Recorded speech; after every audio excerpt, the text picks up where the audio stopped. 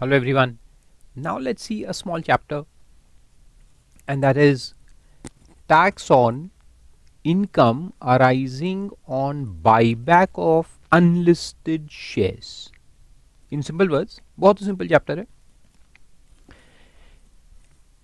Unlisted shares है किसी company के, और वो कंपनी अगर उसको बाईबैक करती है, ठीक है, बाईबैक करती है फ्रॉम शेयर होल्डर्स, तो वो बाई अनलिस्टेड है, लिस्टेड को ये एप्लीकेबल नहीं है. This is only for unlisted. पहला पॉइंट दिमाग में डाल दो.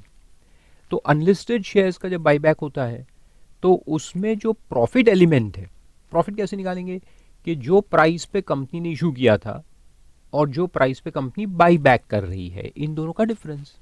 कंपनी ने इशू किया था मान लो 16 रुपए में और बाई बैक कर रहे 20 रुपए में, तो 4 रुपए का प्रॉफिट हो गया. तो ये 4 रुपए पे कंपनी को डिस्ट्रीब्यूशन टैक्स लगेगा.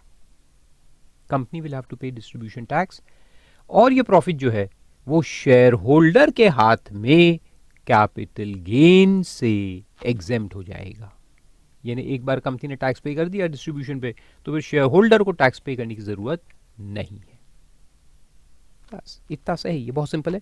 तो देखो, और इसमें जो मेन कैलकुलेशन है, एक पूरा वो दिया है, वो टेबल, दैट इज फॉर कि कंपनी ने कितने पे इशू किया था, इशू प्राइस कैसे निकालना. तो उसका एक बड़ा लंबा सा टेबल है, वो अपने को स्टडी करना है. बाकी पॉइंट तो बहुत सिंपल है. C, tax on distributed income to shareholders. Any amount of distributed income by the domestic company on the buyback of unlisted shares, underline unlisted shares. और कंपनी भी कौन सी होनी चाहिए, डोमेस्टिक कंपनी होनी चाहिए, उसको भी अंडरलाइन करो, domestic company, unlisted shares, shall be charged at the charge to tax at the rate of 20% plus surcharge of 12% plus cess at 4%. यानी अगर इफेक्टिव रेट आपको निकालना होगा तो आप निकाल सकते हैं. कैसे निकालेंगे अपन इफेक्टिव रेट? 20%, कहाँ गया मेरा कैलकुलेटर, यस, 20 प्लस 12% प्लस 4%, तो इफेक्टिव रेट आ जाता है 23.296%. इससे टैक्स लग जाएगा. देखो, डिस्ट्रीब्यूटेड इनकम का डेफिनेशन दिया है, consideration paid by the company on buyback of shares less the amount received by the company for issue of shares. तो consideration paid minus the issue price. तो जो डिफरेंस है that is called as the distributed income. लेकिन मैं लिखा है calculated in prescribe manner. तो ये नीचे पूरा टेबल है जो अपन पढ़ेंगे कि ये इशू प्राइस को कैलकुलेट कैसे करना है अंडर डिफरेंट सिचुएशंस. बाकी तो पॉइंट बहुत सिंपल है. पेमेंट वही 14 दिन के अंदर होना चाहिए फ्रॉम द डिस्ट्रीब्यूशन, यानी कि जैसे डिविडेंड में देखा था अपन ने लास्ट लेक्चर में. और दूसरे पॉइंट में लिखा है tax paid shall be treated as final payment of tax, final payment माना जाएगा, और इसका कोई क्रेडिट किसी को नहीं मिलेगा. There is no question of credit कि उसको क्रेडिट मिलेगा फिर वो माइनस करेगा, नहीं, नो क्रेडिट, नथिंग, कंपनी को भी नहीं, शेयर होल्डर को भी नहीं. And secondly, no deduction. ये जो टैक्स का पेमेंट है इसका कोई डिडक्शन भी किसी को नहीं मिलेगा, ना तो कंपनी को ना शेयर होल्डर को. समझ में? तो बहुत सिंपल है. तो एक छोटे से एग्जांपल मैं आपको दे दूं कि कंपनी ने इशू किया था शेयर होल्डर को, अनलिस्टेड है, एट 20 रुपीज़, और इससे बाईबैक कर रहा है बाद में 45 में.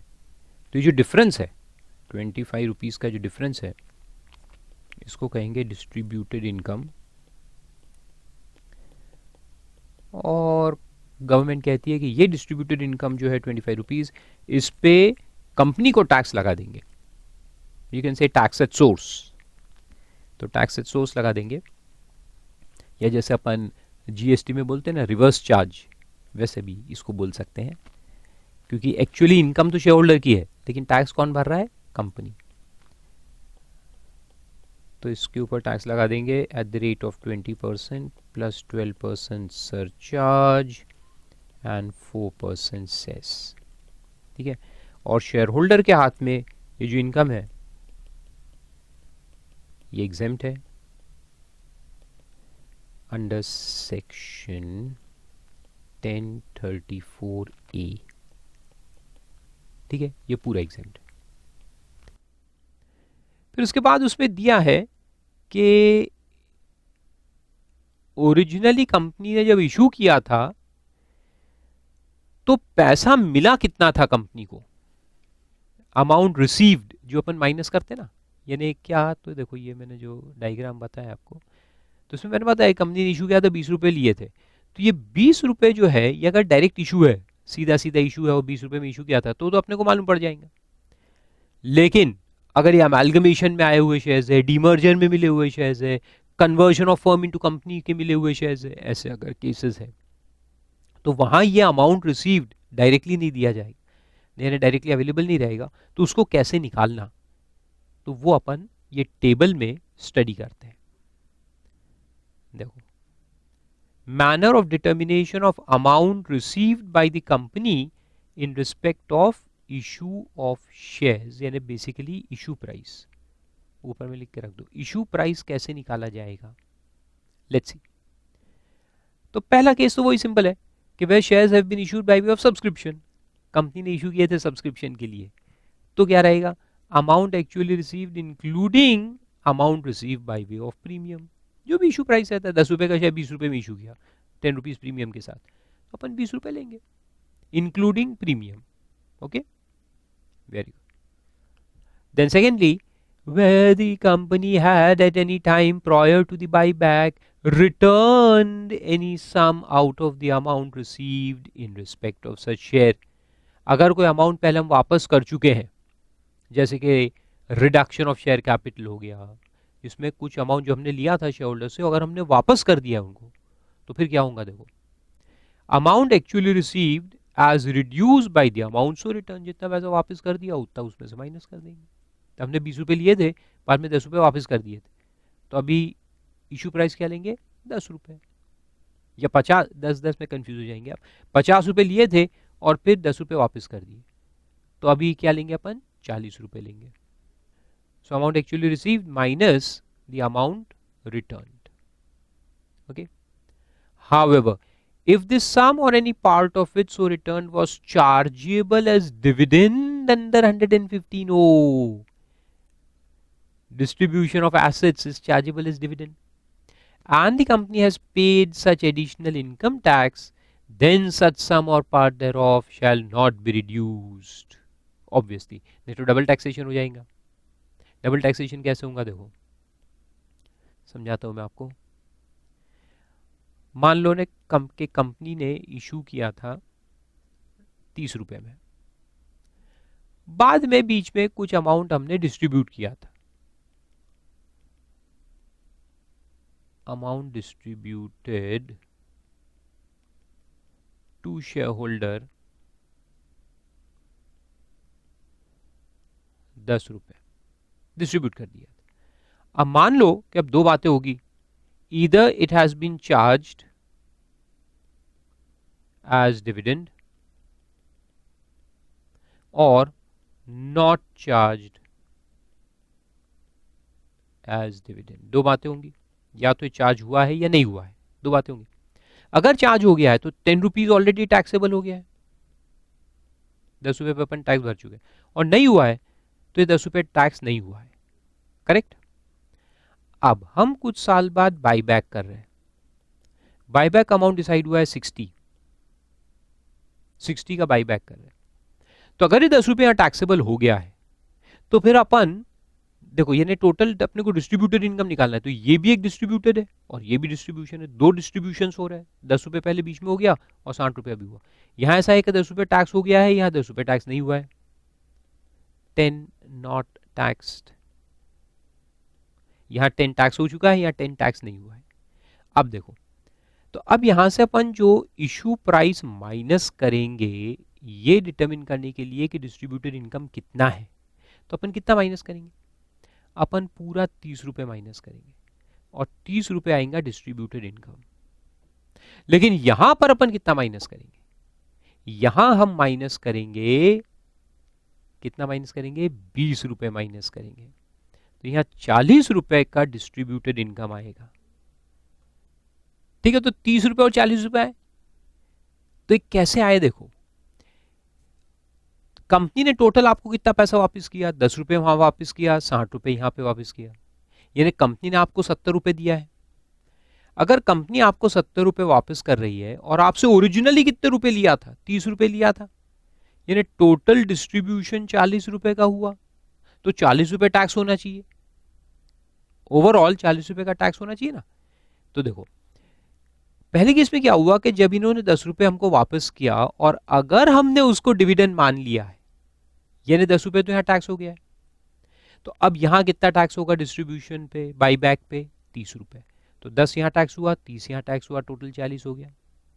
और इस केस में क्या है कि डिविडेंड नहीं आया है, तो अगर ये डिविडेंड की तरह अगर टैक्स नहीं हुआ है तो फिर ये 10 रुपए को अपन वो जो 30 रुपए है इशू प्राइस ओरिजिनली उसमें से माइनस कर देंगे।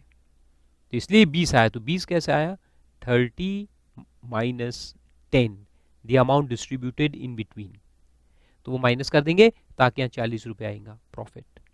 तो ये इनकम डिस्ट्रीब्यूशन रहेगा जो अपन टैक्स करेंगे। तो यहाँ 10 प्लस 30, यहाँ भी 40 हुआ है, यहाँ भी 40 होगा, टोटल दोनों ही केस में 40 चार्जेबल होगा एज डिस्ट्रीब्यूटेड इनकम। आया समझ में? तो इश्यू प्राइस अगर 30 है, फिर से एक बार समझाता हूँ, और बीच में 10 रुपए का डिस्ट्रीब्यूशन हुआ, तो पहले तो बोला है कि 10 रुपए को आप माइनस कर दो, लेकिन अगर ये डिविडेंड की तरह टैक्स हो गया है तो फिर उसको माइनस मत करो, सिंपल। तो अगर डिविडेंड में टैक्स हुआ है then it will not be reduced, तो ये 30 पूरा 30 रहेगा, इश्यू प्राइस विल रिमेन 30। और अगर ये डिविडेंड में टैक्स नहीं हुआ है तो ये 10 रुपए को आप 30 में से माइनस कर दोगे, तो इधर इश्यू प्राइस बचेगा 20, तो फिर डिफरेंस आएगा 40। अभी कब माइनस करना और कब नहीं करना भूल गए एग्जाम के अंदर, पेपर में अगर क्वेश्चन आ गया और आप भूल गए, तो दिमाग लगाना कि अल्टीमेटली कंपनी ने अपने को कितना पैसा दिया, वो देखो, कंपनी ने वहां 10 दिया, यहाँ 60 दिया, तो कंपनी ने अपने को 70 दिया है, 70 में से 30 रुपए हमने कंपनी को दिए थे, तो डिस्ट्रीब्यूटेड इनकम 40 का हुआ, 40 टैक्सेबल करने का है। अगर ये 10 यहाँ टैक्स हो गया है तो अभी अपन 30 करेंगे, और अगर 10 यहाँ टैक्स नहीं हुआ है तो पूरा 40 करेंगे। इतना तो याद रहेगा ना, सिंपल लॉजिक याद रखने का, सिंपल मैथ्स को याद रखो। साला वहां हुआ तो ये करो, नहीं हुआ तो फिर रटने बैठोगे आप, साला हुआ तो माइनस करो, कि नहीं हुआ तो माइनस करो, फिर भूल जाओगे। Don't go into all these things, just remember ये लास्ट पॉइंट जो मैंने बताया, कंपनी ने अपने को 70 रुपए दिया है, विच इज 60 प्लस 10 मिला के 70, और हमने कंपनी को 30 दिए थे, यानी 40 रुपए का डिस्ट्रीब्यूटेड इनकम है इन एनी केस, 40 रुपए टैक्स होना चाहिए। अगर 10 यहाँ हो चुका है तो यहाँ 30 करेंगे, और नहीं हुआ है तो पूरा 40 करेंगे, सिंपल इज दैट। आया समझ में? वेरी गुड, तो वो यहां लिखा है सेकेंड पॉइंट में। फिर आगे बढ़ते हैं, नेक्स्ट पॉइंट है, where the share has been issued by the company under ESOP और स्वेट इक्विटी। अगर ये शेयर जो बायबैक हुआ है वो ईसॉप में इशू हुआ है तो उसका इशू प्राइस क्या लेंगे? तो यहां बोला है फेयर मार्केट वैल्यू, जो अपन परक्विसिट जिससे निकालते हैं ना रूल 38 में, याद है सैलरी में जो परक्विसिट निकलता है, fair market value on the date of exercise of option, तो वही फेयर मार्केट वैल्यू को इशू प्राइस लेने का है। To the extent credited to share capital and share premium account by the company shall be deemed to be the amount received, उसको amount receive मानेंगे। तो क्यों, इसका भी लॉजिक देखो, कहीं भी डबल टैक्सेशन नहीं होना चाहिए, ये सिंपल फंडा है, तो इसलिए देखो लॉजिक, ईसॉप में या स्वेट इक्विटी जो होता है, कंपनी ने इशू किया 100 में, लेकिन उस वक्त उसका फेयर मार्केट वैल्यू 140 था, तो ये जो 40 रुपए का डिफरेंस होता है ये अपन परक्विसिट मान लेते हैं, है ना, और ये किसके हाथ में टैक्सेबल करते हैं, in the hands of employee, employee के हाथ में ये टैक्सेबल हो जाता है, करेक्ट, 40 रुपए। अब मान लो इसी को बाईबैक किया, तो बाईबैक किया 180 में, तो बाईबैक पे जो अपन इनकम निकालेंगे तो वो किस पे निकालेंगे, ये 100 को इशू प्राइस लेके निकालेंगे तो 100 से 180 का जो डिफरेंस है वो टैक्सेबल हो जाएगा, लेकिन उसमें से ये 40 तो ऑलरेडी टैक्स हो चुका है ना, तो डबल टैक्सेशन हो जाएगा। तो वो ना हो इसलिए बोला है कि ये जो फेयर मार्केट वैल्यू है जिससे आपने परक्विजिट निकाला है, ये फेयर मार्केट वैल्यू यहाँ पर इशू प्राइस माना जाएगा। यानी अब अपन डिफरेंस इसका निकालेंगे। तो ये जो 40 है, ये 40 डिस्ट्रीब्यूटेड इनकम माना जाएगा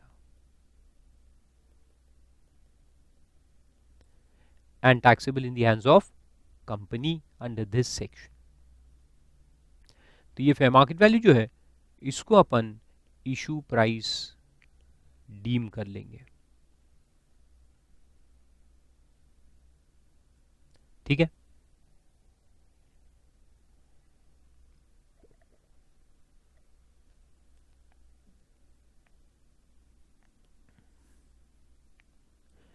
फिर नेक्स्ट पॉइंट पे चलते हैं। Where the share has been issued by amalgamated company under scheme of amalgamation। ये सब कैपिटल गेन याद है ना, कैपिटल गेन में अपन देखते थे, उसका कॉस्ट इसका कॉस्ट बन जाता है। तो वही एग्जांपल यहाँ पे भी है। अमालगमेशन में मिले हैं in lieu of the shares of amalgamating company. तो फिर क्या होगा, the amount received by amalgamating company in respect of such share और shares determined in accordance with this rule. यानी कि ए लिमिटेड थी, उसने शेयर इशू किए थे कितने में, 100 रुपए पर शेयर, और बी लिमिटेड ने क्या किया कि अपने 3 शेयर अलॉट किए, 3 share allotted for 1 share of A limited. A limited की 1 शेयर के बदले इन्होंने अपने 3 शेयर अलॉट किए, या 2 कर दूं, सिंपल 2 कर देते हैं, it will be simpler. 2 share allot कर दिए, और इसने इशू कितने में किए थे, 100 रुपए में इशू किए थे। तो जो शेयर होल्डर है, होल्डर,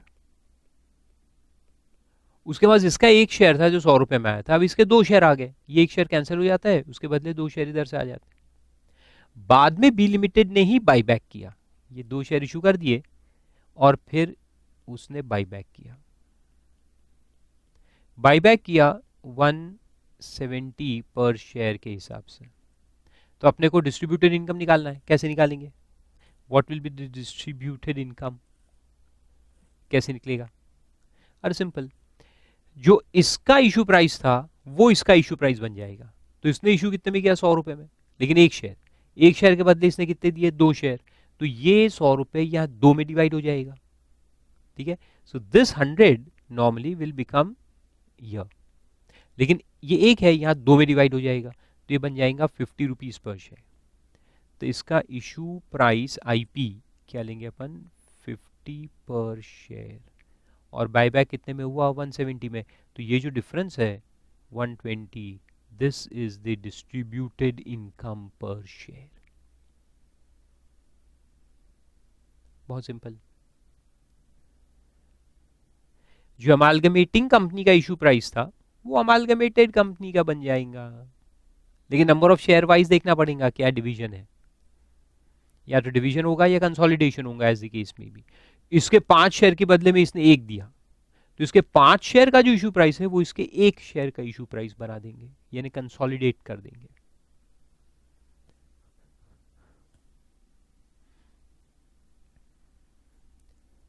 ठीक है, फिर आगे चलो, नेक्स्ट 6, डीमर्जर में अगर दिया तो कैसे करेंगे। डीमर्जर में अपन डिवाइड करेंगे, इशू प्राइस को डिवाइड करेंगे between the shares of demerge company and the shares of resulting company in the ratio in which the net worth has been divided. Capital gain याद है, उसका लॉजिक बहुत समझाया था मैंने डिटेल में। उसमें अपन शेयर होल्डर के हाथ में देखते थे कि what is the cost of the share holder, तो उसका जो ओरिजिनल कॉस्ट है of the shares of demerge company वो दोनों में डिवाइड होता था, रिजल्टिंग कंपनी और डीमर्ज कंपनी के शेयर्स में। याद आ रहा है ना, 47 capital gain, yes very good. तो सेम अब ये कंपनी करेगी, वो हमने किया था शेयर होल्डर्स ने, ये कंपनी करेगी। तो जो इशू प्राइस होता है of the share of demerge company, देखो amount receive by resulting company क्या रहेगा, in respect of shares of resulting company क्या रहेगा, तो बोला है amount receive by demerge company before demerger, original shares का जो इशू प्राइस था वो देखो, उसको मल्टीप्लाई करो, ये मल्टीप्लाई है बीच में, book value of assets transferred in demerger, net book value of assets transferred यानी नेटवर्थ जो ट्रांसफर हो गया, divided by net worth before demerger, यानी टोटल नेटवर्थ कंपनी का 10,000 करोड़ था, जिसमें से 4,000 करोड़ रिजल्टिंग कंपनी को दे दिया, यानी 40% वहां चले गया। तो ये कंपनी डीमर्ज कंपनी का इशू प्राइस अगर 100 रुपए है तो उसका 40% रिजल्टिंग कंपनी को चले जाएगा, यानी रिजल्टिंग कंपनी के शेयर्स का इशू प्राइस क्या हो जाएगा 40%, और बाकी 60 किसका बचेगा, डीमर्ज कंपनी का बचेगा। Very simple. और वही नेक्स्ट पॉइंट में दिया है, डीमर्ज कंपनी का क्या बचेगा, तो ओरिजिनल जो था लेस जो अपन ने वहां डिस्ट्रीब्यूट कर दिए ऊपर में। तो देखो इसका सिंपल एग्जांपल आपको देता हूं, ये ए लिमिटेड है डीमर्ज कंपनी, इसने अपना शेयर इशू किया था 240 पर शेयर प्रीमियम वीमियम मिलाकर, ठीक है। और बी लिमिटेड है, तो बी लिमिटेड ने भी अपने शेयर ए लिमिटेड के शेयर होल्डर्स को इशू किए, 3 शेयर्स इशू किए for 1 share of A limited, ठीक है। और नेटवर्थ जो था इसका डीमर्जर के पहले वो था मान लो 1,000 करोड़, जिसमें से उसके पास अभी बचा है 600 और 400 चले गया है बी लिमिटेड के पास नेटवर्थ। तो अब ये देखो, ये एक शेयर का 240 है ना, अब इसको अपन डिवाइड कर देंगे। कैसे करेंगे, इसको डिवाइड करेंगे 6:4 के रेशियो में।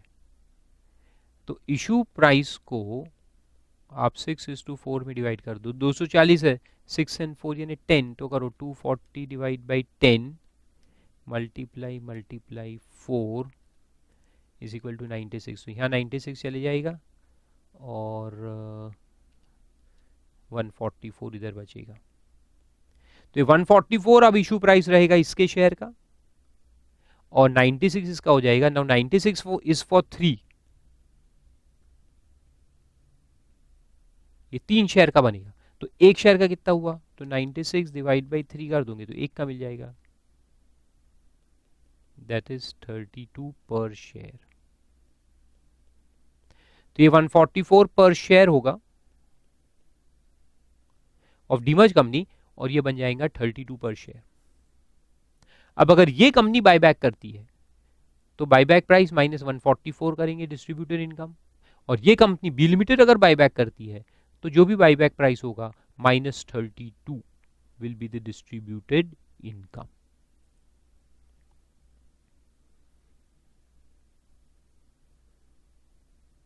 तो अमालगमेशन में सिंपल है, जो इसका इशू प्राइस वो उसका इशू प्राइस बन जाएगा। डीमर्जर में क्या है, अपने को डिवाइड करना पड़ेगा, the issue price will be divided in the ratio of division of net worth. Simple, very good. फिर आता है number 8, where the share has been issued or allotted by company as part of consideration for acquisition of any asset, acquisition of any asset or settlement of any liability। दो चीज हो सकती है, तो कोई एसेट परचेज किया हमने, land building वगैरह, उसके लिए हमने कंसिडरेशन इन काइंड दिया, क्या कि अपने शेयर्स दे दिए, तो वो शेयर का वैल्यू क्या है अपन निकालेंगे। दूसरा ये कि लाइबिलिटी के सेटलमेंट के लिए हमारी लाइबिलिटी एक बैंक को पैसे देने का है लेकिन पैसे ही नहीं है, तो हमने बोला भैया शेयर लेते क्या, यानी we'll convert your loan into capital. Settlement of liability का मतलब है कन्वर्टिंग लोन इनटू कैपिटल। तो समझ में आए दो बातें हैं, एक तो एक्विजिशन ऑफ एसेट है या फिर सेटलमेंट ऑफ लाइबिलिटी। तो अगर ऐसा है तो अपन कैसे निकालेंगे, इशू प्राइस कैसे निकालेंगे, बहुत सिंपल है, बहुत सिंपल है। देखो, the amount receive by the company shall B टक टक टक टक टक ए अपॉन बी, ए अपॉन बी फॉर्मूला लगाना है। नाउ व्हाट इज ए, तो ए में दिया है ए एंड बी, ये छोटे ए एंड बी जो है, whichever is less, A का मतलब है दिस ए और B whichever is less. तो इसमें ए क्या है, देखो ए है fair market value of the asset और लाइबिलिटी, एसेट यानी जो एसेट हमने खरीदा शेयर्स दे करके, या लाइबिलिटी जो अपन ने सेट ऑफ की शेयर्स दे करके, तो उसका अपन वैल्यू निकालेंगे, फेयर मार्केट वैल्यू निकाल लेंगे। और अगर ये पार्ट में है तो फिर ये पार्ट निकालेंगे, द पार्ट ऑफ कंसिडरेशन। जैसे 80% हमने कंसिडरेशन शेयर्स में दिया आउट ऑफ टोटल कंसिडरेशन, तो फेयर मार्केट वैल्यू का 80% ले लेंगे, एसेट का 80%। जैसे मैंने 20 लाख रुपए भी दिए और कुछ शेयर्स भी दिए, और कितने की प्रॉपर्टी खरीदी, फेयर मार्केट वैल्यू 80 लाख, तो 60 लाख यानी मैंने इसमें दिया ना कंसिडरेशन, तो वो परसेंटेज निकालेंगे कि कितना अपन शेयर्स में दे रहे और कितना कैश में दे रहे। तो जितना प्रोपोर्शन शेयर्स का होगा fair market value of asset का, उतना प्रोपोर्शन अपन निकाल लेंगे। और अगर फुल कंसिडरेशन काइंड में है तो प्रोपोर्शन की जरूरत नहीं है, अपन सीधा सीधा फेयर मार्केट वैल्यू को ले लेंगे। तो इसका मतलब है fair market value of the asset जो मिला है उसका फेयर मार्केट वैल्यू लो। तो मान लो कि अपने को लैंड मिला, लैंड हमने परचेज किया, वी हैव एक्वायर्ड लैंड जिसका फेयर मार्केट वैल्यू है 100 लैक्स, तो वो एक मैं ले लूंगा 100 लैक्स। अगर फुल्ली इन काइंड है तो मैंने शेयर्स दिए और लैंड ले लिया, तो लैंड का फुल वैल्यू ले लेंगे। और मान लो कि अगर 60% प्रोपोर्शन शेयर्स में था तो इसका 60% निकाल लेंगे, सिंपल। तो वो इनटू जो बोला है ये प्रोपोर्शन है कि कितना परसेंटेज कंसिडरेशन शेयर्स में था, अगर 60 था तो इसका 60 निकाल लेंगे, दैट इज वेरी सिंपल। उसको कंपेयर करेंगे बी के साथ। बी क्या है कि जो अमाउंट आपने रिकॉर्ड किया in your capital and premium, जो आपने कैपिटल और प्रीमियम में रिकॉर्ड किया वो देखेंगे। तो capital plus premium that we have recorded in the books, तो वो अगर अपना है 80, तो अपन लेंगे विच एवर इज लेस, यानी कि 80 लैक्स। और ये 80 आएगा ए, और बी है नंबर ऑफ शेयर्स, तो इसको नंबर ऑफ शेयर से डिवाइड करेंगे। तो बेसिकली कम क्यों आ रहा है, एंट्री क्या पास की होंगी, बाकी कुछ रिजर्व में डाल दिया होगा, कैपिटल रिजर्व बना दिया होगा, है ना। तो कैपिटल क्रेडिट किया, asset account debit 100 to capital and to premium 80 and balance to capital reserve, ऐसा कुछ बनाया होगा आपने। या फिर एसेट को आपने बुक्स में रिकॉर्ड कम किया होगा, फेयर मार्केट वैल्यू 100 है लेकिन आपने बुक में 80 पे रिकॉर्ड किया, asset account debit 80 to capital premium 80, यानी हमने वैल्यू को कम करके रिकॉर्ड किया है बुक्स में। तो फिर अपन जो भी लेस है वो लेंगे, जो भी लेस, अगर फेयर मार्केट वैल्यू लेस है तो फेयर मार्केट वैल्यू लेंगे, अगर ये एक्चुअल जो हमने बुक में एंट्री मारी वो कम है तो वो लेंगे। तो this is book entry, this is fair market value, ऐसे दोनों को कंपेयर करके विच एवर इज लेस लेना है। This is fair market value, this is book value, ठीक है, दोनों में से विच एवर इज लेस। और इसको डिवाइड करना है नंबर ऑफ शेयर्स से। तो नंबर ऑफ शेयर्स हमने अलॉट किए, मान लो कि 5000 शेयर्स अलॉट किए, तो 80 लैक्स डिवाइडेड बाई 5000, जैसे इंट्रिंसिक वैल्यू निकालते ना वैसे। तो 1600 पर share is our issue price. इतने बड़े बड़े फॉर्मूला भूल जाओ, सिंपल याद रखो, fair market value of the asset जो हमने परचेज किया, या लाइबिलिटी जिसको सेटल की, या book value, fair market value और book value whichever is less divided by number of shares that you have issued. तो बी पॉइंट देखो नीचे दिया है, बहुत सिंपल है, number of shares that are being issued, simple. फिर 9th point देखो, where the shares have been issued or allotted by a company on a succession or conversion as the case may be of a firm into company or proprietorship concern into company। ये फिर capital gain वाला point, firm अगर company में convert हो या proprietary concern company में convert हो और हम शेयर्स दे, तो उसमें भी क्या देखना है, देखो वही चीज है, the amount receive for the share will be A minus B upon C, इसका फॉर्मूला है A minus B upon C. तो ए क्या है, अरे सिंपल है, ए यानी एसेट्स, बी यानी liabilities taken over, assets taken over less liabilities taken over will give us the net worth taken over. तो A minus B is the net worth that we have taken over divided by C. सी क्या है, number of shares that we have allotted, simple. तो जो net worth या net assets हमने take over किया उसको divide कर दो नंबर ऑफ शेयर्स से, तो अपने को मिल जाएगा इशू प्राइस पर शेयर। तो वो उसमें लिखा है देखो, A is equal to book value of assets in the balance sheet as reduced by amount of tax paid as deduction or collection at source, TDS TCS अगर कटा होगा,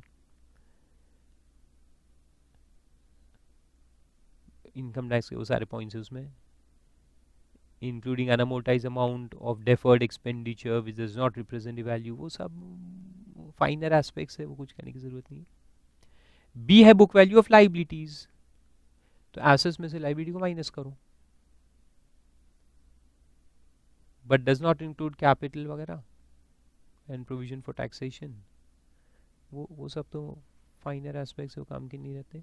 और सी है नंबर ऑफ शेयर्स, यानी assets minus liability divided by number of shares issued, ऐसे उसको निकालेंगे। फिर एक पॉइंट है कि whether shares have been issued or allotted without any consideration on the basis of existing shareholding in the company, यानी कि बोनस शेयर। ये तो सबसे सिंपल, बोनस शेयर का इशू प्राइस क्या लेंगे, NIL nil. Then conversion of preference shares और bond और डिबेंचर, प्रेफरेंस शेयर्स को कन्वर्ट करके इक्विटी में लाए तो उसको क्या करेंगे, या बॉन्ड डिबेंचर को कन्वर्ट करके, यानी कन्वर्टिबल डिबेंचर्स, तो उसमें क्या करेंगे, the amount receive by the company in respect of such instrument as so converted, यानी cost of share will be issue price of share will be issue price of debenture, simple. यानी एक debenture हमने issue किया था 100 रुपए में और इसको कन्वर्ट किया 3 शेयर में, तो शेयर का इशू प्राइस क्या आ जाएगा, 100 डिवाइड बाई 3, 33.33 आ जाएगा इधर ईच शेयर का।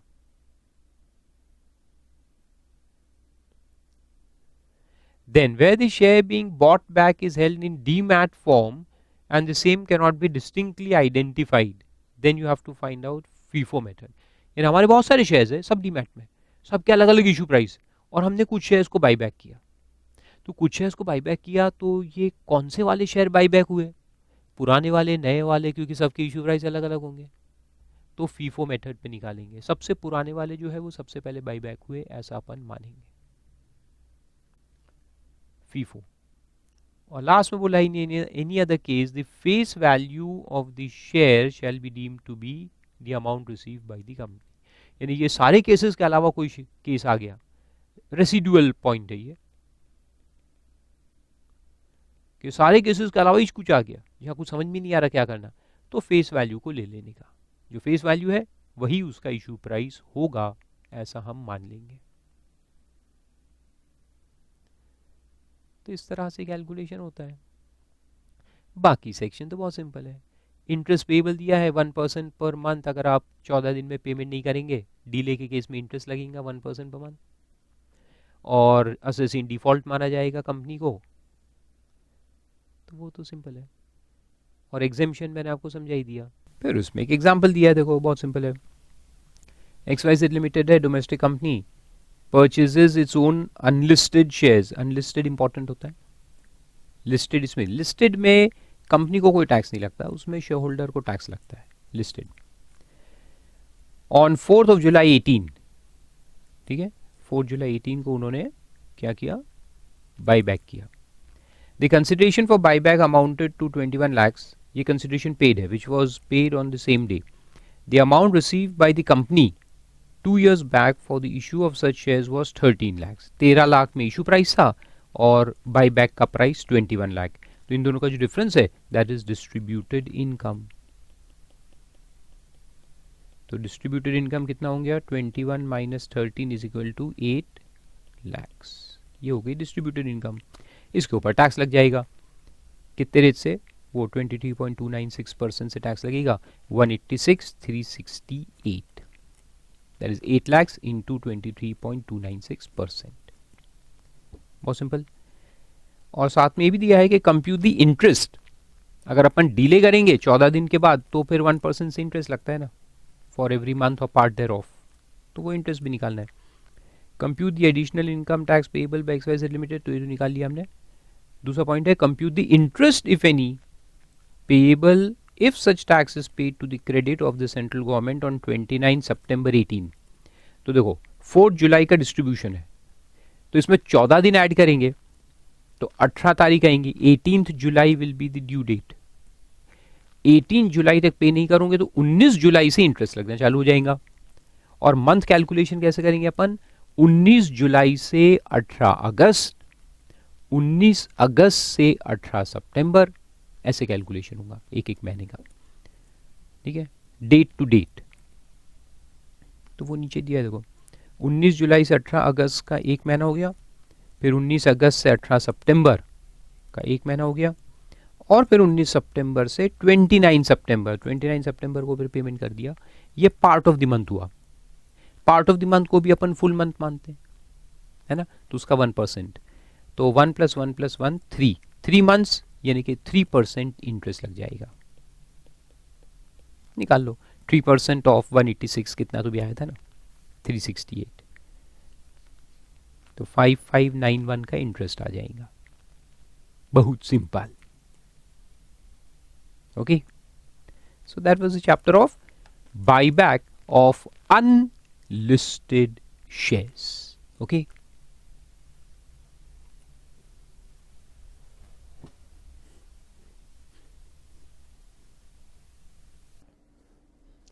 now let's see chapter 12DA, that is special provision relating to tax on distributed income of domestic company for buyback of shares. Domestic company for buyback of shares. तो shares का जो buyback होता है उसमें अपन calculation कैसे करेंगे, देखो आप कौन से केस में, अनलिस्टेड शेयर्स के बाईबैक में। तो यहां पे आप एक वर्ड ऐड कर दो, अनलिस्टेड। लिस्टेड शेयर्स जो होते कंपनी के, उसको बाईबैक करने पे ये चैप्टर नहीं लगता, यानी कि कंपनी को कोई टैक्स पे नहीं करना होता। लेकिन अनलिस्टेड शेयर्स जो रहते हैं, जैसे कि प्राइवेट कंपनी है तो उसके शेयर्स अनलिस्टेड रहेंगे, या इवन एक पब्लिक कंपनी है जो अनलिस्टेड है, बहुत बड़ी कंपनी नहीं है, पब्लिक इशू जिसने नहीं किया वो अनलिस्टेड होते हैं, वो अगर अपने शेयर बाईबैक करे तो उस पे कंपनी को 20% से टैक्स पे करना होता है विद सरचार्ज एंड सेस। तो वो कैसे निकालना वो अपन देखते हैं, बहुत छोटा सा चैप्टर है, इसको आप याद रखेंगे।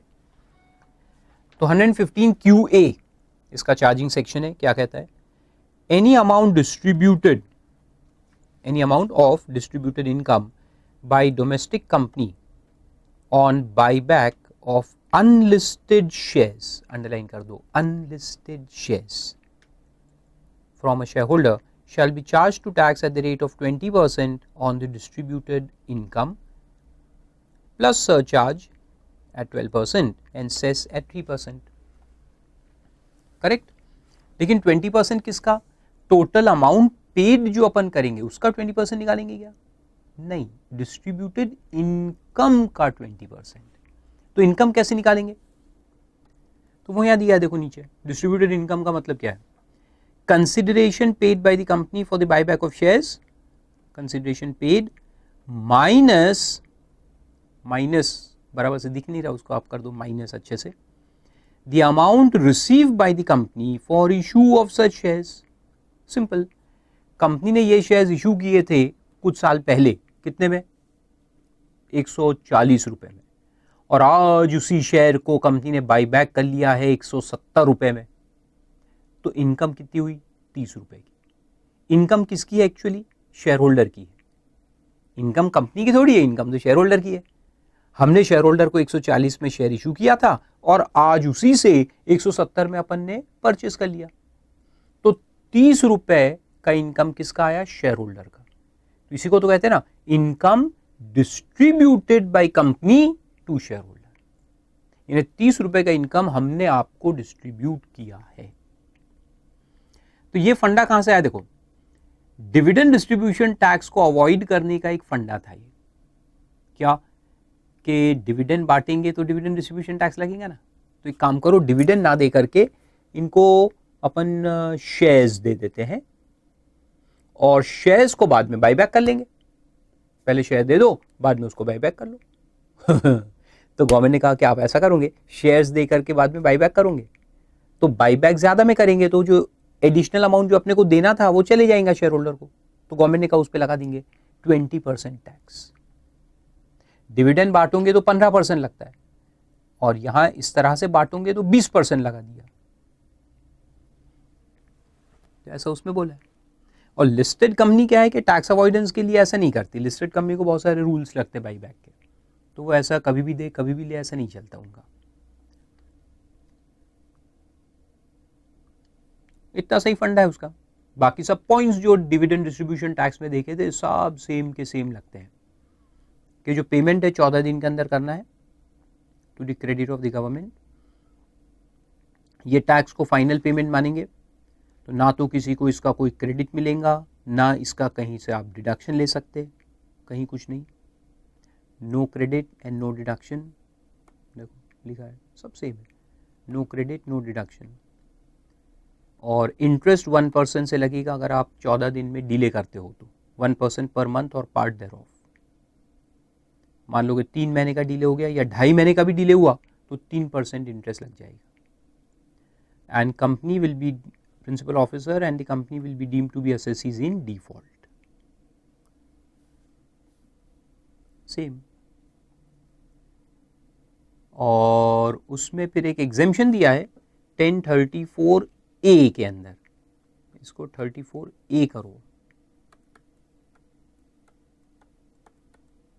1034A, 34 में तो डिविडेंड का एग्जेम्पशन है, 1034A है exemption in the hands of share holder, यानी ये 30 रुपए का जो इनकम आपको मिला जिसपे कंपनी ने 20% टैक्स पे कर दिया, तो आपके हाथ में ये दोबारा से टैक्स होगा क्या? नहीं, तो आपके हाथ में वो एग्जेम्प्ट रहेगा। तो वहाँ पे एग्जेम्पशन है कि बाईबैक में, नहीं तो नॉर्मली अपन बाईबैक में कैपिटल गेन निकालते ना, sale consideration 170 minus cost of acquisition 140, तो 30 रुपए का कैपिटल गेन आना चाहिए था आपके हाथ में, लेकिन यहाँ पर एग्जेम्प्ट हो जाएगा अनलिस्टेड शेयर्स के केस में, क्योंकि कंपनी ने ऑलरेडी उस पर टैक्स पे कर दिया है, तो फिर आपके हाथ में एग्जेम्प्ट है, exempt in the hands of share holder. एक एग्जाम्पल भी दिया है, देखो बहुत सिंपल सा समझने के लिए, कि XYZ लिमिटेड है domestic company, purchases its own unlisted shares, ये बाईबैक और अनलिस्टेड का कॉम्बिनेशन आया तो ये चैप्टर याद आ जाना चाहिए आपको। On 4 July 15 the consideration for buyback amounted to 21 lakhs which was paid on the same day. The amount received by the company 2 years back for the issue of such shares was 13 lakhs. तो income कितना आएगा? 21 minus 13, ये income आ जाएगा, income distributed on buyback. तो 21 में से 13 किया तो कितना आता है? 8 lakhs. Good. Compute the additional income tax payable by XYZ Limited. Compute the interest also payable if the tax is paid to the credit of the government on 29 September 15. Delay किया है तुमने। अमाउंट कब distribute किया? 4 जुलाई को। तो 4 जुलाई से 14 दिन के अंदर ये टैक्स गवर्नमेंट को भरना था, लेकिन तुमने तो बहुत ही डिले किया, तो उसका अपन डिलेड पीरियड भी कैलकुलेट करेंगे और उसका इंटरेस्ट निकालेंगे 1% पर मंथ के हिसाब से। ठीक है, तो देखो कैलकुलेशन। तो पहले उसमें लिखा है कि additional income tax payable would be 1,84,560 which is 20% plus surcharge 12% plus cess 3%। और यहां पर ग्रॉसिंग अप का फॉर्मूला नहीं है, ये एक पॉइंट याद है। डिविडेंड डिस्ट्रीब्यूशन टैक्स में ग्रॉसिंग अप है, यहां पर उन्होंने ग्रॉसिंग अप का अमेंडमेंट अभी तक नहीं किया है, तो 20% यानी 20% ही रहेगा on the distributed income and not to be grossed up. तो इसमें सीधा सीधा निकालेंगे कैसे? 20 उसके अंदर 12% सरचार्ज ऐड कर दो, तो 20 इंटू 12% ऐड कर दो, 22.4 हो जाएगा, इंटू 3% सेस उसको भी ऐड कर दो, तो 23.072% आता है नेट। यहाँ पे कहीं पे आप नोट करके लिख दो, नो ग्रॉसिंग अप।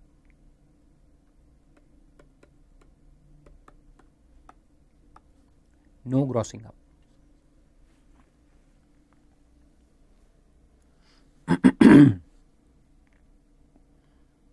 निकाल लो, तो 22.072% आया इंटू 8 lakhs, तो 8 लाख लो, 8 लाख इंटू 23.072%, तो आता है 1,84,560, और 2 भी अगर ले तो 576 आता है, वो चलता है उतना।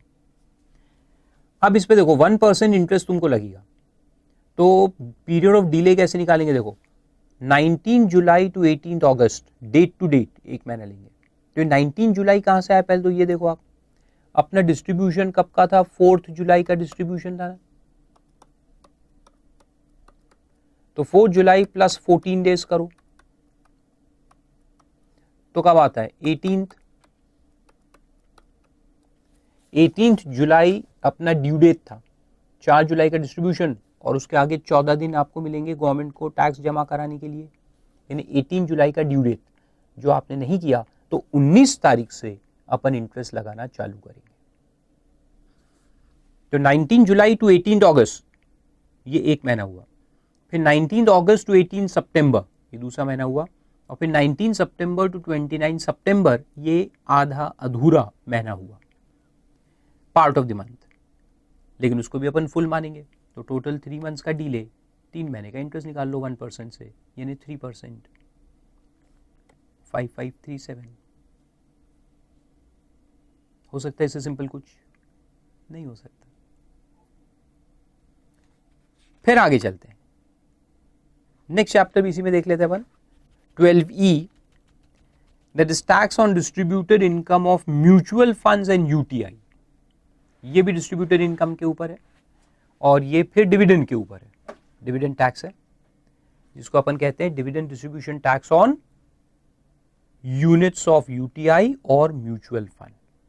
बहुत सिंपल रहता है, इसके रेट्स आपको याद रखना है, तो वो नीचे दिए देखो rates. Where the recipient is individual और एचयूएफ, इसमें ये डिफरेंस है, अगर हम इंडिविजुअल एचयूएफ को डिविडेंड दे तो रेट अलग है, और उसके अलावा बाकी लोगों को दे, यानी बेसिकली कॉर्पोरेट्स को दे, तो उसका रेट अलग है। तो देखो पहला दिया है मनी मार्केट म्यूचुअल फंड और लिक्विड फंड 25%, 30%। उसके अलावा जो डेट फंड्स होते हैं, distribution of date funds other than money market mutual fund, तो वो भी 25 और 30 है। अब आप कहेंगे सर अलग अलग क्यों दिया है, क्योंकि पहले इसके रेट्स अलग थे, लेकिन अब एक ही हो गया। तो नॉन इक्विटी फंड्स, ये दोनों को मिला के अपन क्या बोलेंगे, नॉन इक्विटी फंड्स। उसमें डेट फंड आ गए, मनी मार्केट म्यूचुअल फंड आते हैं, लिक्विड फंड्स आते हैं, बहुत सारे आते हैं, they are all non equity funds. तो उसको आप लिख सकते हो नॉन इक्विटी फंड्स। तो उसका रेट सेम है 25%। अगर अपन इंडिविजुअल या एचयूएफ को डिस्ट्रीब्यूट कर रहे हैं, यानी यूनिट होल्डर कौन है वो देखो, अपन कौन, म्यूचुअल फंड, अपने यूनिट होल्डर्स कौन है वो देखो। अगर इंडिविजुअल एचयूएफ है तो अपन 25% से टैक्स भरेंगे, और उसके अलावा जो लोग हैं कॉर्पोरेट्स, तो फिर 30% से टैक्स भरेंगे, 30%। And distribution of equity oriented fund पे एग्जेम्पशन है पूरा, चाहे वो अपन किसी को भी दे। इक्विटी ओरिएंटेड यूनिट्स जो होते हैं, इक्विटी ओरिएंटेड फंड्स, उसका डिविडेंड जो डिस्ट्रीब्यूशन है वो टोटली एग्जेम्प्ट है फ्रॉम टैक्स।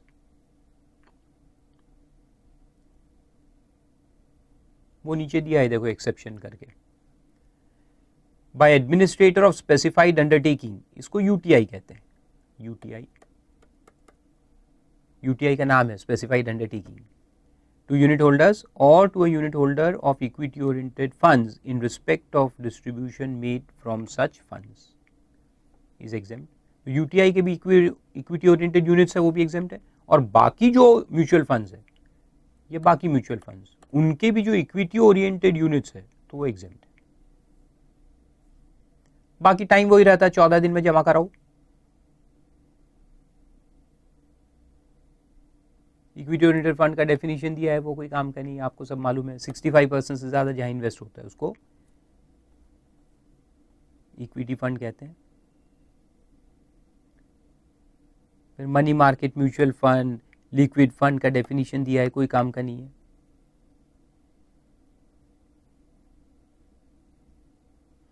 फिर सबसेक्शन 2A में लिखा है कि इसको भी ग्रॉस अप करने का है, तो ग्रॉस अप इसको भी करेंगे। जैसे 25% है तो 25% को ग्रॉस अप कैसे करेंगे,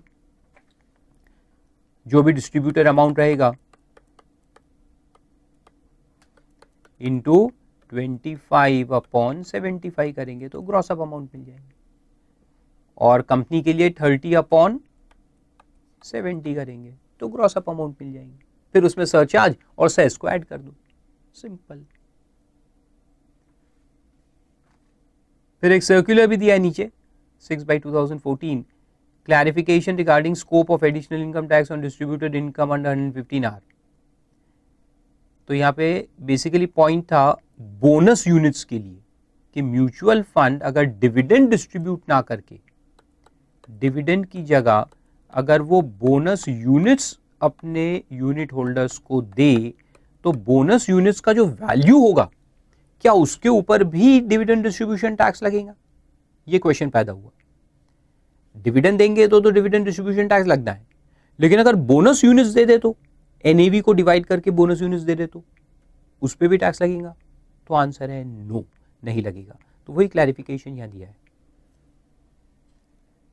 क्या लिखा है देखो, further it is clarified that receipts from redemption और रीपर्चेज ऑफ यूनिट्स, ये भी एक पॉइंट, रिडेम्पशन पे भी लगेगा क्या?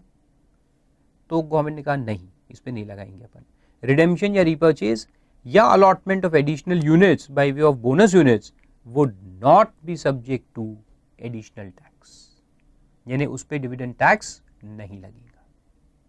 Very simple. बाद में इंटरेस्ट का सेम फंडा है, 1% इंटरेस्ट लगेगा पर मंथ और पार्ट देयर ऑफ, और अगर वो टैक्स 14 दिन में नहीं भरोगे तो you will be deemed to be SSC in default.